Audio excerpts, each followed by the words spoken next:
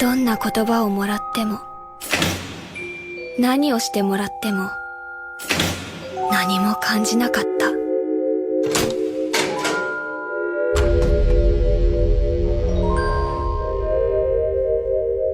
Sato Matsusaka is sweet, charming, and in love, but she's also a liar, a manipulator, and a murderer. But who is she really?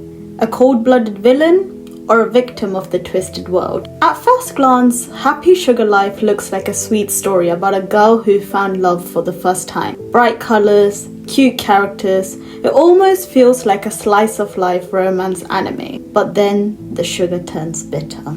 So without wasting any more time, let's rant about it. Sugar Life follows Sato, a seemingly sweet and composed high school girl who claims to have found her one true love, a young child named Shio. Unbeknownst to everyone, Sato has kidnapped Shio and keeps her hidden in a locked apartment, creating a fantasy of domestic bliss that she calls her Happy Sugar Life. To protect this illusion and this life with Shio, Sato becomes increasingly dangerous and threatening, and even murdering anyone who threatens to butt into their seemingly peaceful life. Meanwhile, Shio's older brother, Asahi, desperately searches for her, and Sato's carefully constructed world begins to unravel as past traumas resurface and reality closes in. In the end, Sato chooses death over losing Shio, jumping from a building with her in her arms.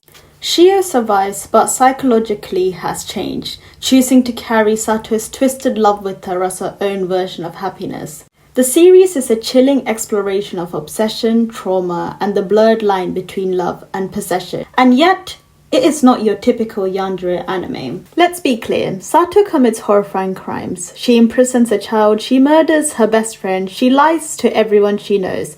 Her love is obsessive and controlling, and not exactly healthy. She gaslights Shio into thinking the outside world is dangerous. She frames people. She uses others to cover her tracks.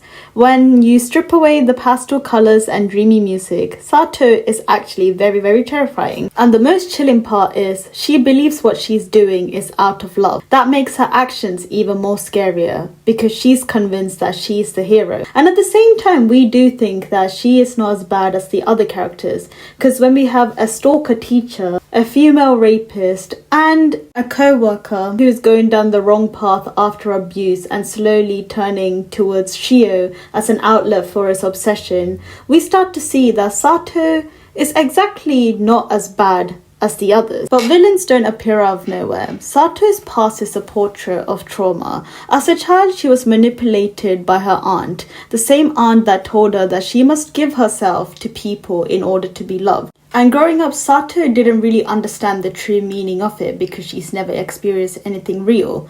It was a survival tactic she learned in a broken home. So when Sato finds Shio, a girl even more vulnerable than her, who's just been abandoned by her mother who had came out of an abusive relationship with her father, it's the first time Sato is seeing someone that she can protect. Shio becomes her salvation, her innocence. But Sato doesn't know how to love, so she copies what she learned. Control, confinement, and secrecy. こぼれていく。行かないで。それは私の愛の粒なの。私の心。このままじゃダメ。ダメになる。Sato, in a way, is not portrayed as innocent, but not entirely evil. She is a bit of both, a monster and a product of monsters. She destroys life, but her choices are rooted in a desperate need for something she never received, unconditional love. Even in the end, Sato tries to preserve her fantasy, going so far as to take her own life, because she knows the world won't let their twisted paradise exist. She dies believing that Shio can live on in the illusion of the love that they had built together. Most yandere animes like Future Diary or School Days wear their chaos on their sleeve. Blood, jealousy, murder is obvious from episode 1. But Happy Sugar Life is different. It pretends to be sweet. Typical yanderes go mad over romantic rivals, but Sato, her obsession is Shio, a child.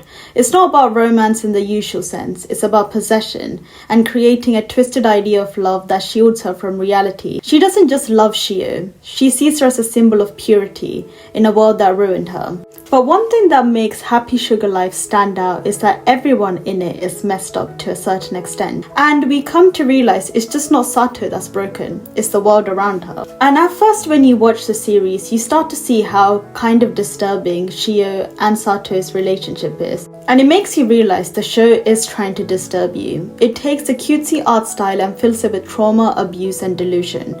Happy Sugar Life isn't a story about love. It's a story about needing love so badly you would do anything to feel it.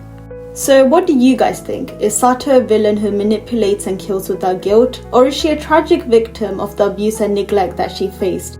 Maybe she's both. And maybe that's what makes Happy Sugar Life so haunting. It refuses to give you happy answers. And as the anime goes on, it makes you realize it's not there for us to cheer on for this crazy girl who's just kidnapped a child. It's here to make you think. And maybe make you a little afraid of how far someone will go to protect a lie that feels like love. Hey guys, I hope you have enjoyed this video. This is a bit different from the typical romance animes I look at, but I had watched Happy Sugar Life recently and I actually really like the story. But if you want me to do like a intense recap on this anime, please do let me know. But at the same time, I do recommend it to people to watch because it really does make you think about like how weird some people are in this world. But yeah, if you do want that, please do let me know. But if you guys have any other recommendations, you know, the comment section's always open. But with that guys, I hope you have enjoyed this video. You know, stay safe, drink a lot of water, and toodles.